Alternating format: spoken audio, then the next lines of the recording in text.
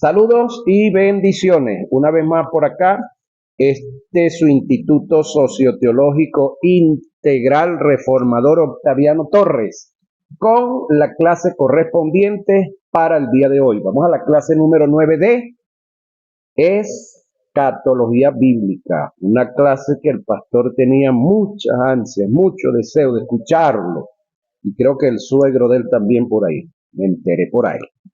Ok, acá pues en la guía que tengo a la mano, estamos en la página 30, ya ustedes manejan la de ustedes allá, y vamos a la clase 9. Dice, hay que tomar en cuenta que en el seno de Abraham nadie estaba, oiga, ni está cautiva.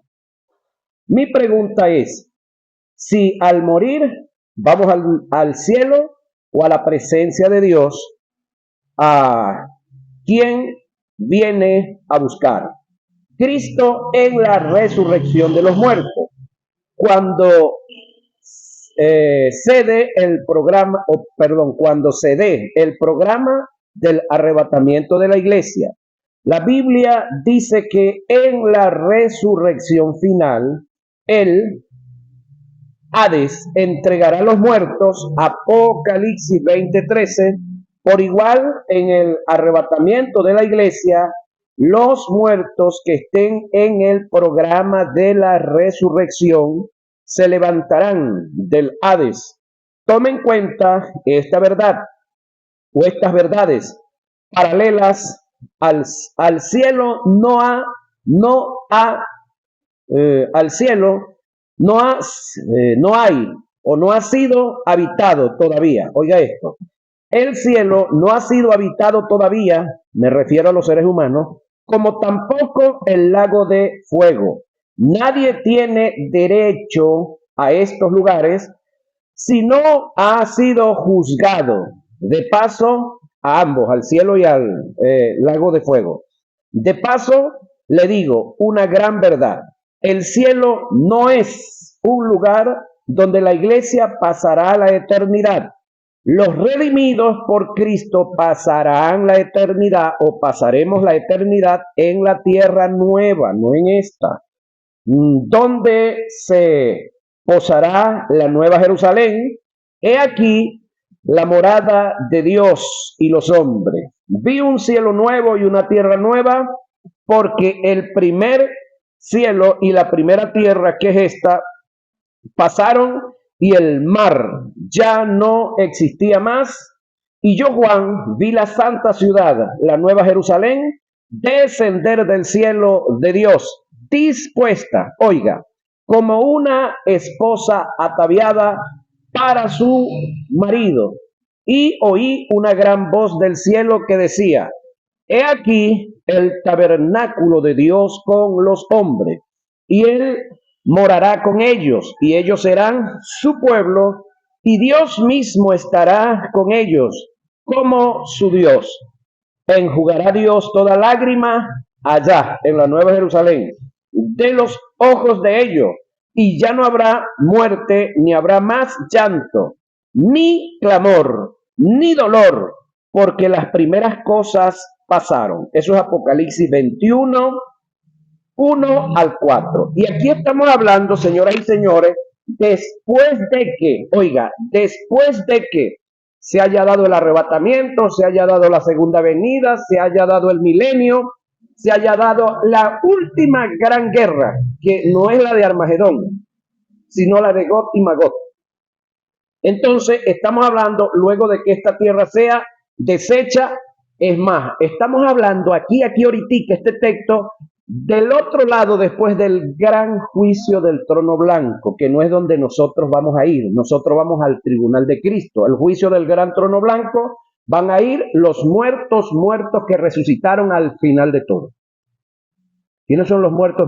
Los muertos sin vida, los muertos sin Cristo.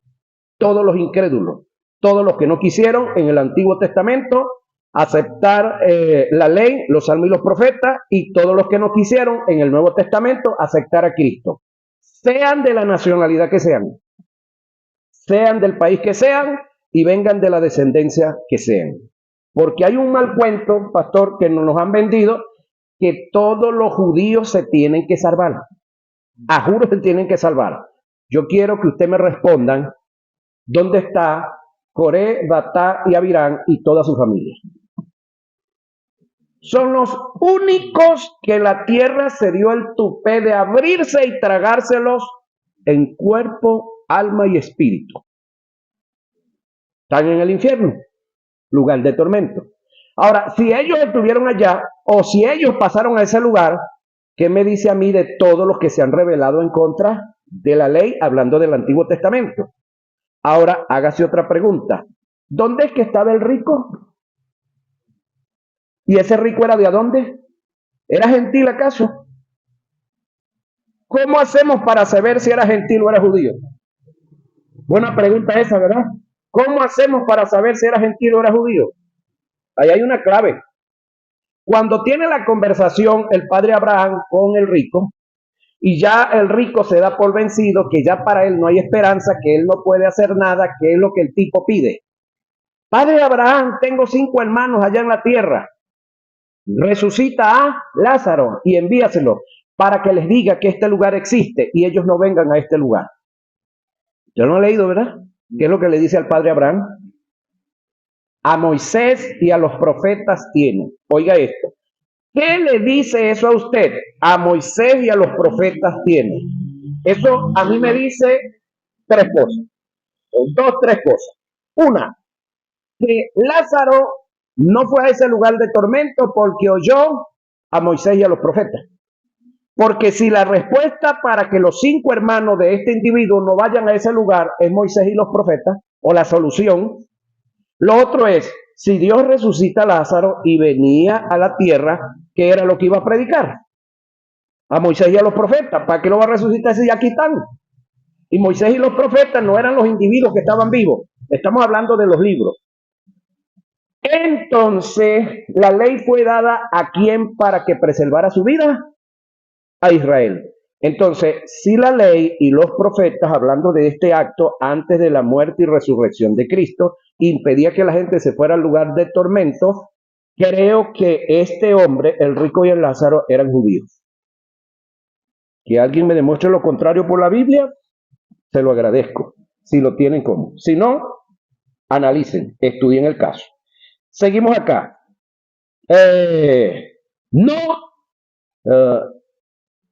No se turbe vuestro corazón. Creed en Dios. ¿Quién está diciendo eso? Jesús, Juan 14:1. Creed en Dios. Creed también en mí. Cuando Jesús dice creed también en mí, ¿qué está diciendo? Dios y yo somos uno.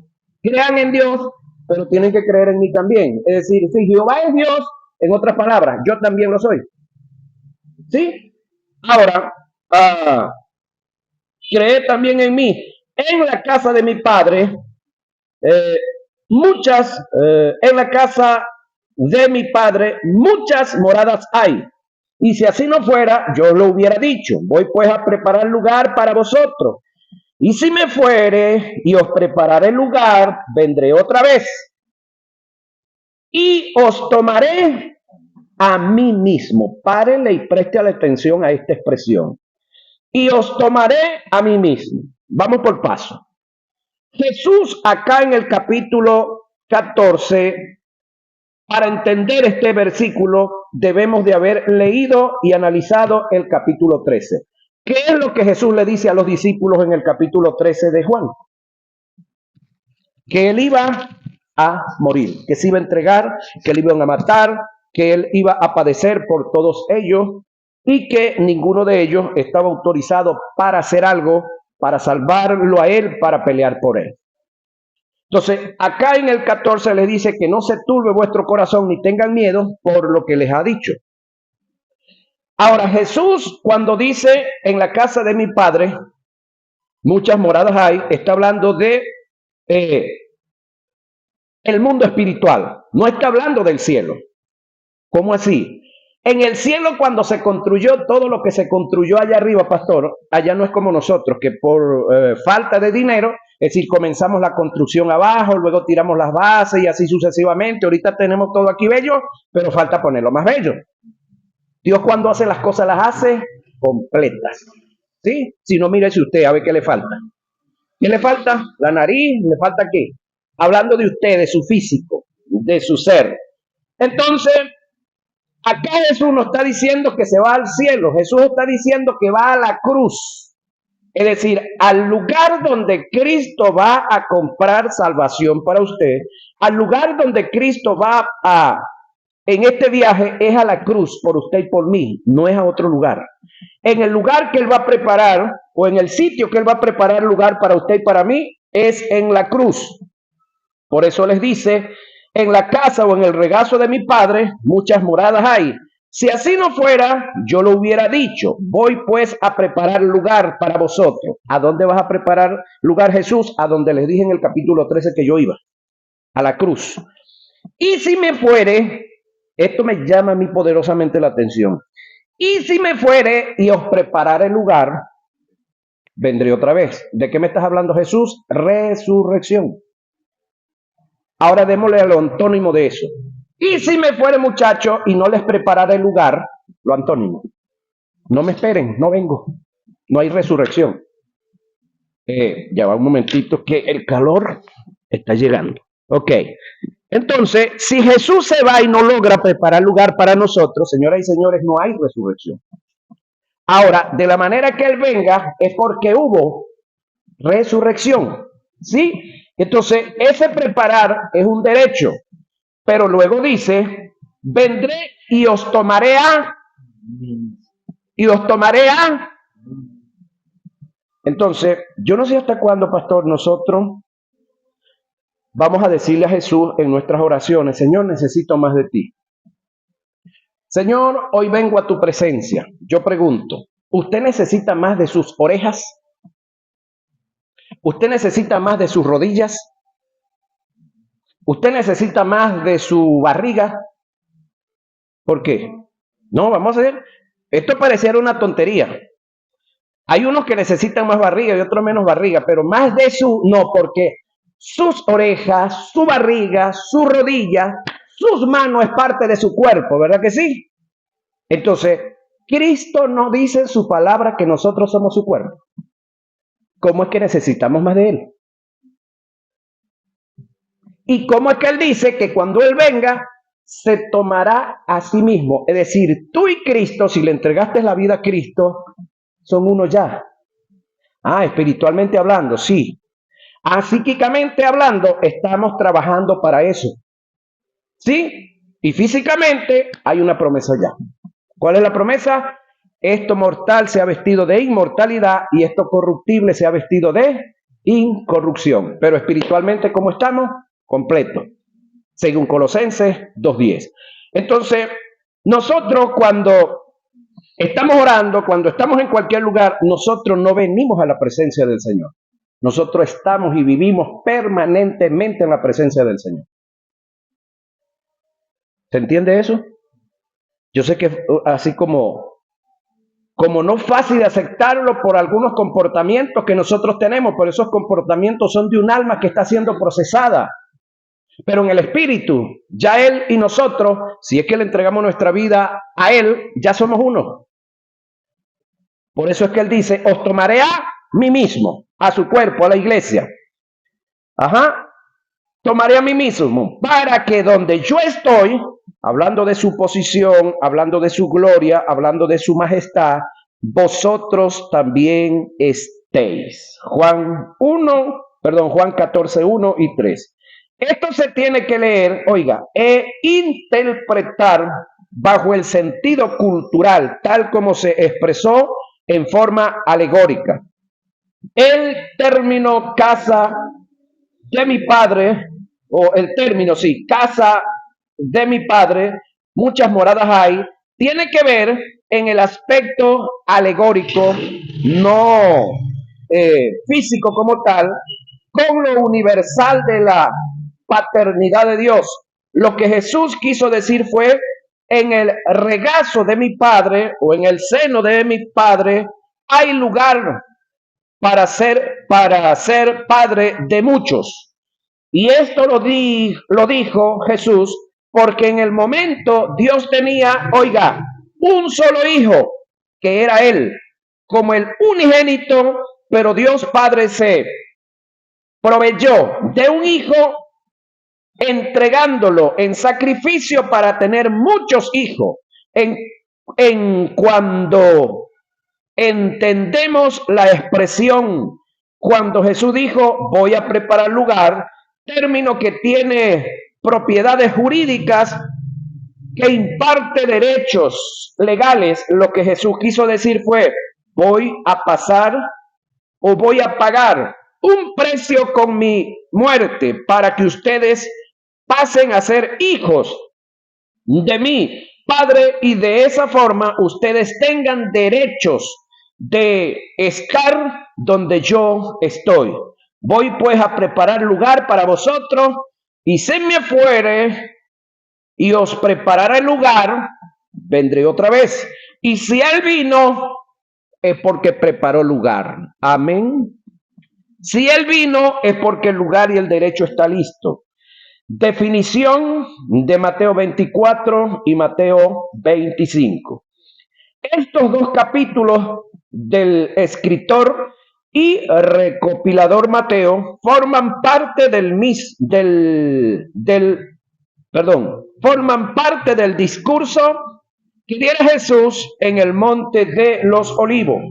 Es un discurso enteramente profético, relacionado con la destrucción del templo, el periodo de la gran tribulación y la segunda venida de Cristo para la implantación del reino milenial. Este discurso, en forma exclusiva, solo tiene relación, oiga, con Israel. Su marco es evidentemente palestino, o en este caso del reino de Judá. Por esa causa aparecen expresiones tales como, entonces los que estén en Judea, reino de Judea, huyan a los montes. Su entorno es distintivamente judaico. De ellos, la expresión cuando Jesús dijo, orad que vuestra huida no sea en sábado. Por esta causa y otra que presentamos, este discurso presenta en Mateo 24 y Mateo 25, no tiene en absoluto nada que ver con la iglesia. Hay quienes alegan en forma descontextualizada que este discurso sí tiene relación con la iglesia, apoyándose en una expresión que Jesús hiciera mención de sus escogidos cuando dijo, y enviaré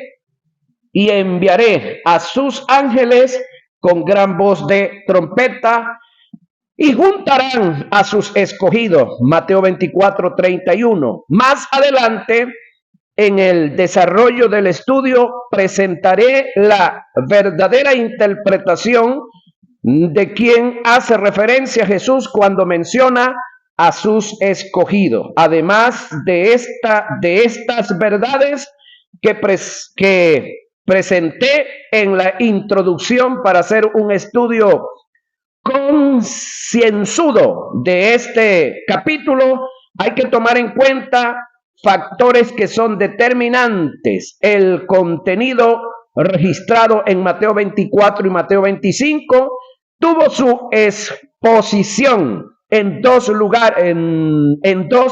lugares, tales como el templo y en el monte de los Olivos.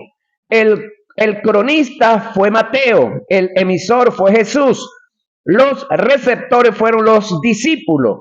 Hay que tomar en cuenta que este sermón fue expuesto por Jesús un día antes de su detención para pasar por el Vía Crucis. Voy a dar un estudio muy concreto para dejar en claro que el contenido que está escrito en Mateo 24 y 25 no tienen relación alguna con la iglesia. Para definir y hacer una exégesis de estos pasajes, Debemos usar con propiedad los medios de interpretación bíblicos y tomar en cuenta ciertos factores que son determinantes. Leamos el inicio del pasaje. Ahora, cuando decimos que estos textos no tienen nada que ver con la iglesia, yo no estoy diciendo que esto no se le puede predicar a la iglesia. Una cosa es que esto no tenga nada que ver con la iglesia y otra cosa es que esto no se le tiene que predicar a la iglesia. Sí se le puede predicar a la iglesia, sí, pero haciendo lo que se llama la salvedad del texto. ¿Cuál es la salvedad del texto? Lo que acabo de decir, esto no tiene nada que ver con la iglesia, pero el Espíritu Santo me está instando, me está motivando que predique esto aquí porque alguien necesita algo de esto. Eso se llama hacer la salvedad del texto. Claro, esto lo hacen los que ya saben esto que les acabo de decir. Ahora, los que no saben, le arremangan esto a la iglesia como si fuera de la iglesia. Ahora, cuando Jesús salió del templo, así comienza Mateo 24, y se iba, se le acercaron sus discípulos para mostrarle los edificios del templo. Respondiendo él les dijo: ¿veis todo esto? De cierto os digo que no quedará aquí piedra sobre piedra que no sea derribada. Y estando él sentado en el monte de los olivos, los discípulos Pedro, Jacobo y Juan y Andrés se le acercaron aparte diciendo: dinos cuándo serán estas cosas. ¿Cuáles? Las que dijiste allá. ¿Y qué señales habrá de tu venida? Una cosa, de tu venida, ese es un punto.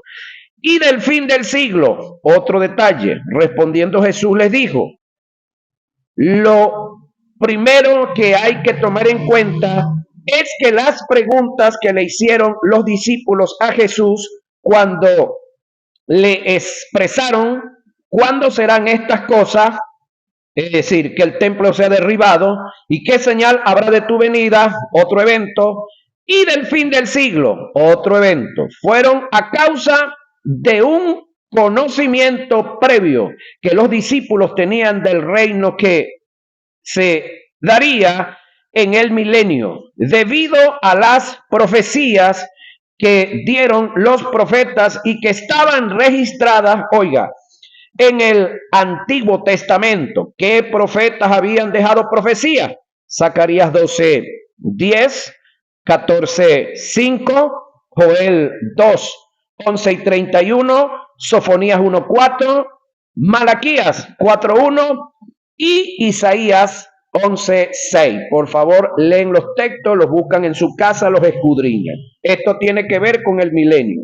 De modo que es imposible, oiga, que los discípulos le estén preguntando a Jesús por su venida para el arrebatamiento de la iglesia, cuando ellos no tenían conocimiento de la iglesia, porque ésta no existía. Por lo tanto, de la venida que le preguntaron los discípulos a Jesús está relacionado con su venida para la implantación del reino. El arrebatamiento de la iglesia es una doctrina, oiga, de la gracia. Nunca antes en la dispensación pasada del Antiguo Testamento, el sacerdocio de Aarón, se había tratado el misterio de la gracia. Fue el apóstol Pablo que se le reveló e hizo registro de ella.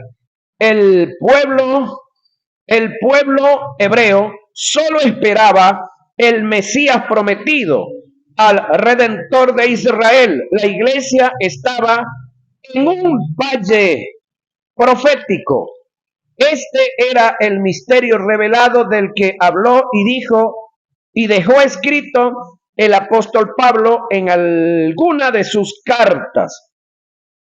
Jesús, en un momento que tuvo con sus discípulos antes de ser entregado, les mencionó rasgos del arrebatamiento de la iglesia, pero los discípulos no le entendieron por lo turbado que estaban. Esto aparece registrado en el Evangelio de Juan, cuando les dijo: y si me fuere, y os prepararé lugar, vendré otra vez y os tomaré a mí mismo, para que donde yo estoy, vosotros también estéis. Es decir, aquí hay una señal que tiene que ver con el arrebatamiento de la iglesia, pero los judíos no entendieron nada porque ellos no sabían de iglesia y lo que los profetas en el Antiguo Testamento habían hablado era de el reino milenial o segunda venida.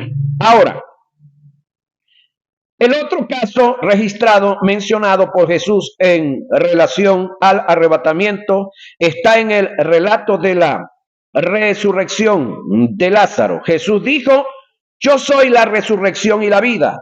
El que cree en mí, aunque esté muerto, vivirá. Y todo aquel que vive y cree en mí, no morirá eternamente. Juan 11, 25 y 26. Lo segundo que hay que tomar en cuenta es que todo el desarrollo de Mateo 24 y Mateo 25 se da por causa de las preguntas que le hicieron los discípulos a Jesús. El texto dice: respondiendo Jesús. La pregunta es: ¿a qué respondió Jesús? La respuesta es: a las preguntas que le hicieron. Por tanto, todo lo registrado en Mateo 24 y Mateo 25 no tiene relación con la iglesia, ya que los discípulos le preguntaron a Jesús, los discípulos no le preguntaron a Jesús nada que tenga que ver con la iglesia. Ahora, entonces, en tercer lugar, debemos entender que Mateo 24 tiene una perfecta armonía y paralelismo con Apocalipsis 6, que trata del periodo en parte de la gran tribulación, todo lo que Jesús menciona en Mateo 24.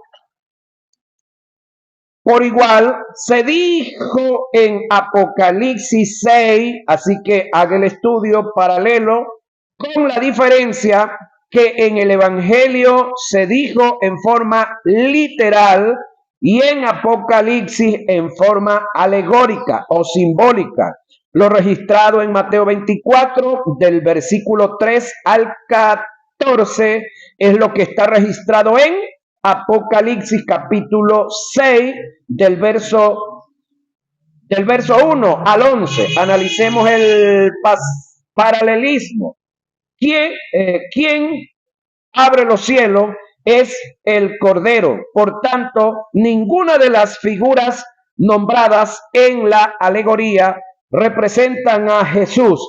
Hay quienes alegan que el jinete del caballo blanco nombrado en Apocalipsis 6 es Jesús, y a esta conclusión la dan porque relacionan al jinete nombrado en Apocalipsis 19 y 11, que viene sobre un caballo blanco, y el que cabalga es un llamado fiel y verdadero, y está coronado, con múltiples coronas. Lo que no se han percatado es que el jinete nombrado en Apocalipsis 6, su corona es una estéfano, corona que según su característica es de un vencedor, pero no de un triunfador.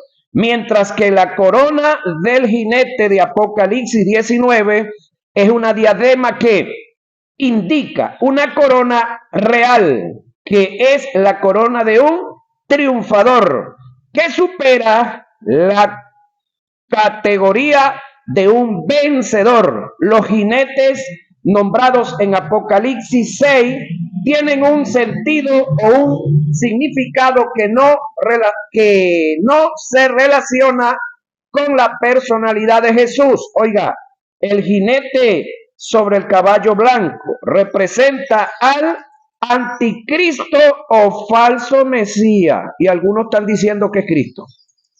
Ajá. El jinete sobre el caballo rojo representa las guerras. El jinete sobre el caballo negro representa el hambre. El jinete sobre el caballo amarillo representa pestilencias o muertes. En conclusión, si en el registro de Apocalipsis no se menciona la iglesia, en Mateo tampoco se tiene que mencionar. ¿Sí? Y le digo más. El 80% de todo lo que está registrado, ¿sí? El 80% de todo lo que registra Mateo en el 24 de su capítulo son referencias que se tomaron, oiga, de lo que está escrito en el Antiguo Testamento. Es lo que se conoce en el mundo académico como corte y pega, corte y pega. ¿Sí? No es que Jesús está inspirando aquí para decir lo que dijo, Él está diciendo lo que ya está inspirado. Y Mateo escribe lo que ya está registrado. Ahora, vamos a ver o sigamos analizando. Oiga, primer ejemplo, lo dicho en Mateo 24, 9 y 10. El ser aborrecido por causa de su nombre está registrado en Daniel 9, 27, 20 y 27. Ejemplo, lo dicho en Mateo 24, 15, acerca de la abominación desoladora. Está registrado en Daniel 9, 20 y 27 también. Ejemplo, lo dicho en Mateo 24, 16 y 20. La huida a los desiertos está registrada en Isaías 16, 1 y 5, 26, 20 y 21. Ejemplo, lo dicho en Mateo 24, 21, acerca de la gran tribulación, que no la ha habido, oiga, que no la ha habido, ni la volverá a ver, está registrado en Jeremías 30:7 y Daniel 12:1. Ejemplo, lo dicho por Jesús en Mateo 24:27 acerca de su venida como relámpago que sale del oriente al sale del oriente y se esconde hasta el occidente, que de ahí sacamos hasta una cancioncita que la cantamos muy chévere. Está registrado en Zacarías 9, no tiene nada que ver con la iglesia, no tiene nada que ver con arrebatamiento, eso es segunda venida. Ejemplo, lo dicho en Mateo 24, 28 acerca del cuerpo muerto y las águilas, que eso lo vamos a explicar más adelante, está registrado en Job 39:30. Ejemplo, lo dicho en Mateo 24, 29, señales astronómicas, está registrado en Isaías 13:10, Ezequiel 32:7, Joel 2:31 y 32 y Sofonías 1:15. Ejemplo, lo dicho en Mateo 24:30, la venida de Jesús en las nubes con poder y gloria está registrado en Daniel 7:13 y 14. Ejemplo, lo dicho en Mateo 24:30, el lamento de todas las naciones cuando vean venir al Hijo del Hombre está registrado en Zacarías 12, 11 y 14. Ejemplo, lo dicho en Mateo 24:31, que, enviará a sus ángeles con gran voz de trompeta y juntará a sus escogidos de los cuatro vientos, desde un extremo del cielo hasta el otro, está registrado en Isaías 27, 13 y Zacarías 9:14. Ejemplo, lo dicho en Mateo 24, 40 y 41. Estarán dos en el campo, el uno será tomado y el otro será dejado. Está registrado en Isaías 4, 2 y 4. Oiga, en conclusión, si un gran porcentaje de lo que aparece registrado en Mateo 24 son referencias tomadas del Antiguo Testamento, de lo que los profetas dijeron, y a los profetas no se les reveló nada que tenga que ver con la iglesia, porque le atribuye Mateo 24 a la iglesia, y lo otro es, de todas estas profecías que acabo de decir aquí, pastor, ni una se ha cumplido. Ninguna. Todas estas están para cumplirse.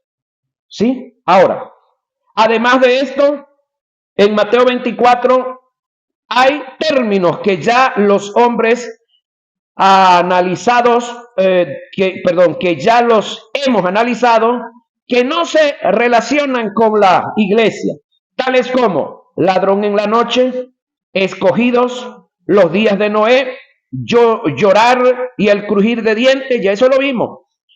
El que es tomado y el que es dejado. Por otro lado, hay que analizar que Mateo 24 tiene una relación directa con Mateo 25, ya que es un solo pensamiento por razones que voy a presentar. Es como el capítulo 5 de Mateo y el capítulo 6, que es el Sermón del Monte. Hermanos queridos, ese es un solo tema. El Sermón del Monte lo componen dos capítulos, Mateo capítulo 5 y Mateo capítulo 6. Ahora, Mateo 24 y 25 es un solo tema también. Se lo demuestro. Al comienzo de Mateo 25 aparecen lo que se conoce gramaticalmente como un adverbio demostrativo continuativo y se emplea para indicar una relación causal entre una razón y otra y denota una secuencia. Dicho adverbio es el término entonces. Según este término, en el aspecto gramatical, Mateo 24 es una continuación de Mateo 25, es una continuación de Mateo 24. Por otra parte, podemos observar que en el comienzo de Mateo 26 lo hace con una expresión que demuestra por completo y sin lugar a dudas que los dos capítulos anteriores a este tienen una relación directa por ser un solo pensamiento. El pasaje comienza, el de Mateo 26, diciendo: cuando hubo acabado Jesús todas estas palabras. Ese es Mateo 26:1. La pregunta es, ¿cuáles palabras terminó Jesús de decir? La respuesta es la que dijo en Mateo 24 y Mateo 25, señoras y señores. Si analizamos detenidamente, nos podemos dar cuenta que el desarrollo de Mateo 26 no tiene ninguna relación con los capítulos anteriores, que se rompe por completo la hilación del pensamiento que se traía en los capítulos que le anteceden. La tribulación y la gran tribulación. Una cosa es la tribulación y otra cosa es la gran tribulación. Tribulaciones todos hemos tenido. Ojo, y vamos a seguir teniendo tribulaciones. Pero ¿quién ha pasado por la gran tribulación? La gran tribulación es un evento que se dará en la semana número 70 de la que profetizó el profeta Daniel. Hagamos un estudio de los acontecimientos trágicos y devastadores que se darán en esa semana. La semana número 70 se le denomina. Según la profecía de Daniel, dice que las 70 semanas es un trato específico y determinante de Dios con Israel. El texto es claro en el asunto cuando dice: sobre tu pueblo y sobre tu santa ciudad. 70 semanas están determinadas sobre tu pueblo y sobre tu santa ciudad. Daniel 9:24. En Daniel 9:24 al 27 encontramos, una detallada y completa profecía acerca de la fecha en que vendría el Mesías a la tierra para el establecimiento del nuevo pacto y las consecuencias de algunos de los eventos que precederán la segunda venida de Cristo.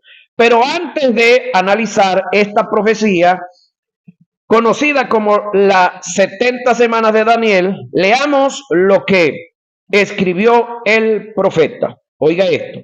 70 semanas están determinadas sobre tu pueblo. Si a usted le dijeran, Pastor Félix, 70 semanas están sobre tu caserío, usted estará pensando en Palo Grande, allá abajo del otro lado del río, ¿cómo se llama? Ojo de Agua, ¿o a dónde usted está pensando? ¿Dónde nació usted? ¿Dónde vive? Entonces no tiene nada que ver aquí, ni tiene que ver allá, tiene que ver con la loma. Usémoslo 4 dedos de frente o los 2 que tengamos ahí.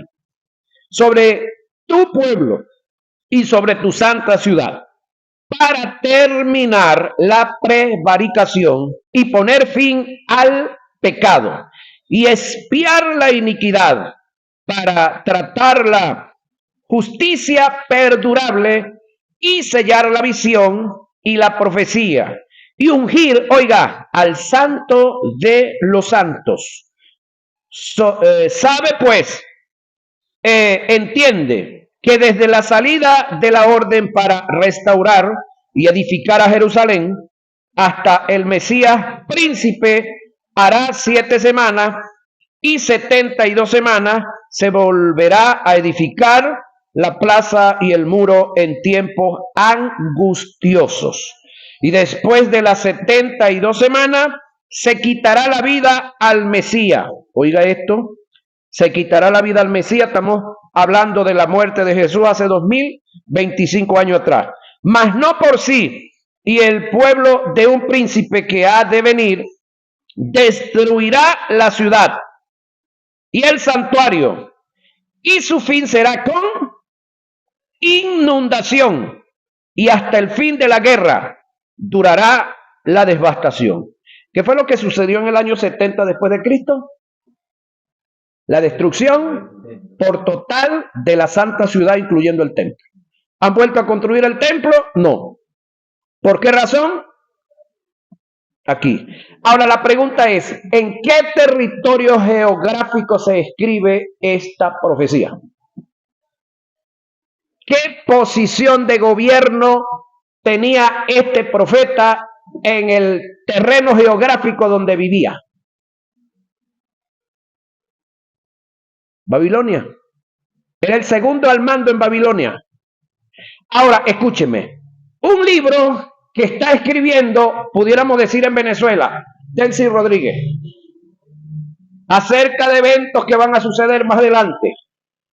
¿Cree usted que la población en total pudiéramos decir, del mundo de los que apoyan la forma de gobierno en la que ella está, no se van a enterar de todo eso? ¿Sí? Entonces, el libro de Daniel, aparte de que lo escribe Babilonia no, en los persas, en Irán, aparte de escribirlo, el que era segundo al mando, escúcheme, se publicó por todo el liderato. ¿En qué idioma escribió Daniel? En el idioma oficial de ese lugar. ¿Cuál era el idioma oficial? Yo sé que usted no estaba allá, yo tampoco, pero para eso están los libros. Para eso se lee, para eso se escudriña. El arameo. Ya no estaban en Babilonia, estaban en los medos, los persas, Irán. ¿Quiénes fueron los que vinieron cuando Jesús nació del oriente, los sabios del oriente que vinieron a preguntar por el rey de Israel que había nacido? Una caravana de reyes del oriente. ¿Cuál es el oriente de Israel? Irán, señoras y señores, entérese. Es decir, los que vinieron a ver a Jesús es porque estaban documentados por este libro que estamos leyendo. Esta profecía, ellos la tenían, la habían visto en su idioma, entendían esto. Escúcheme esto. Nosotros por años hemos creído que los únicos seres que adoran a Dios son los israelíes. No, hermano, hay mucha gente, mucha población en diferentes partes del mundo que adora a Dios y no son israelíes. Pregunto yo, el hombre este que el hombre este que le predicó Felipe, ¿cómo se llamaba? ¿De dónde era que venía el tipo? De Etiopía. ¿Era el qué? El ministro de finanzas de la reina de Etiopía, de los negros. ¿Qué fue lo que vino a hacer a Israel? ¿Y qué era lo que llevaba leyendo? El libro del profeta Isaías. Sabe que los etíopes tuvieron muy buena relación con este hombre, con el hijo de David. Es más, con Salomón, es más, se cree que la reina fue amante de Salomón y tuvieron hijos. Es decir, hay un enlace como usted no tiene idea entre esos pueblos.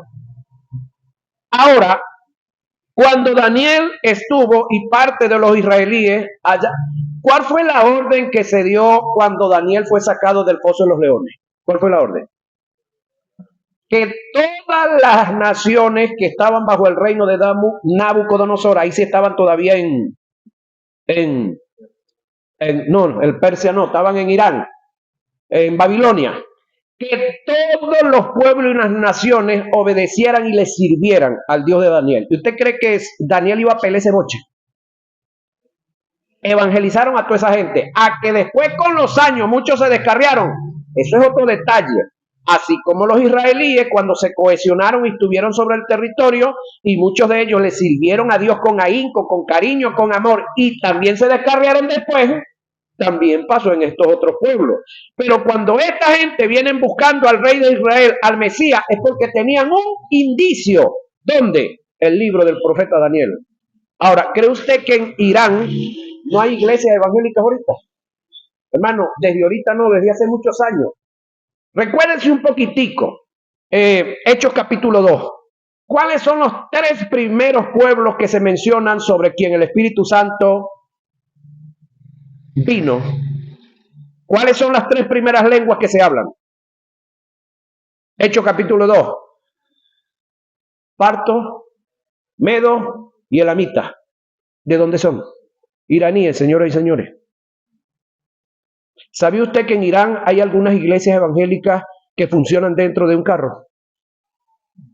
¿Por qué funcionan dentro de un carro? Porque no hay terreno donde tenerlas, no, porque los persiguen. Entonces el pastor tiene, qué sé yo, una camioneta, como le dicen aquí, una bambucha, ¿se recuerdan la propaganda aquella?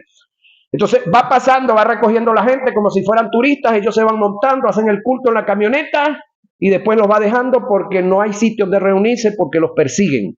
Pero hay iglesias que están funcionando. Y le voy, al terminar el tema hoy, le voy a mostrar un videito por ahí de un misionero que fue detenido y el hombre le oró a Dios. Creo que tuviste el video, ¿no? ¿Lo analizaste? ¿No lo viste? Ok, ahora lo vas a ver. Es cruel, yo. Es cruel para efecto de uno y la mentalidad de uno, pero para el tipo no. Él le oró a Dios. El tipo lo detienen. Está desaparecido. Lo detienen. Entonces él llama de la cárcel a la esposa y le dan 1 minuto para comunicarse con ella. Entonces le dice, mi amor, las cosas por acá me hicieron esto y esto y esto, pero no te preocupes. Mira, estoy detenido, pero ya aquí me he ganado 4 guardias, 4 policías y hay varios presos que ya me los he ganado. Me van a enjuiciar por lo que hice. Yo le estoy pidiendo a Dios que me dé 1 año aquí. ¿Cómo? Él estaba, que le orara al esposo y los de la iglesia y de la casa, que le oraran a Dios para que lo tuvieran detenido allá 1 año para poder adoctrinar a la gente que está allá. Y entonces después volvió a llamar. Le dijo, mi amor, ya me sentenciaron, me dieron 15 años, hay gran trabajo aquí que hacer. ¿Haríamos nosotros eso? Ajá. Ahora, yo sé que a nosotros lamentablemente nos han enfermado con Israel, pero tenemos que irnos saneando. No es fácil eso, porque Israel es un pueblo igualito a los demás pueblos. Gente que necesita salvación. Y disculpa que creo que me moví del tema hacia donde no era, pero creo que esto es importante. Esto lo vamos a retomar porque el tiempo se nos fue, para que no lo dejemos mucho. Esto es un poco largo y el tiempo ya jugó en nuestra contra.